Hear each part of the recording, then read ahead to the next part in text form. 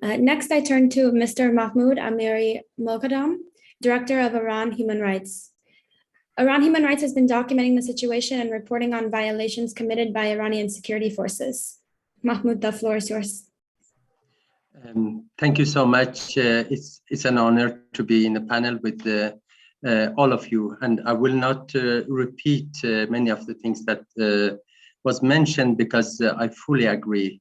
So as you see, the protests that were triggered by the brutal murder of Mahsa Jina Amini, they have grown into nationwide protests where Iranians are calling for their fundamental rights, and they clearly say no to the Islamic Republic and to the repression they have had more than 40 years.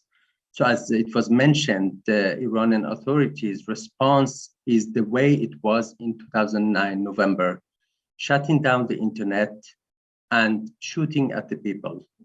So they have used also this time live ammunition against and lethal force against the protesters. According to our reports, we have managed to confirm until yesterday at least 154 protesters who were killed, including women and children. And so this is the response that maybe we were expecting. But there is a clear difference between this time and the previous times. The main difference is in the determination of the people. Now, about 3 weeks after the protests, 3 weeks after the Iranian authorities started shooting at the people, they are still on the streets and the protests are growing. Their anger, we see clearly. I have not seen so angry people on the streets in many years.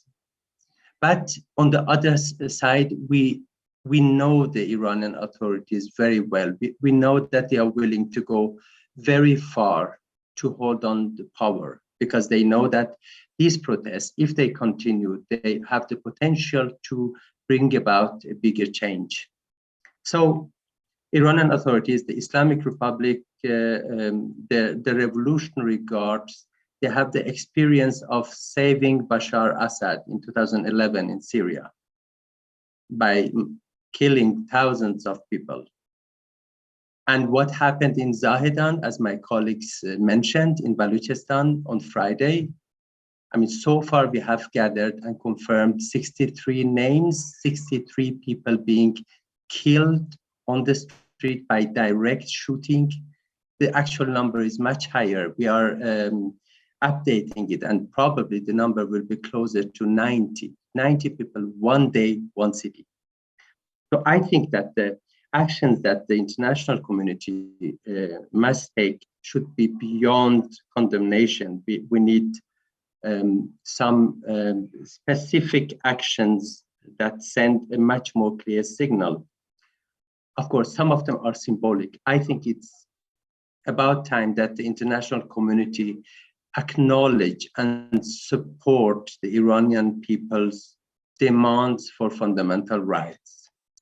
That's an important symbolic act. But in addition, establishing mechanisms, I agree with that completely. We had this IIIM mechanism for Syria, where you have the international, impartial, and independent mechanism.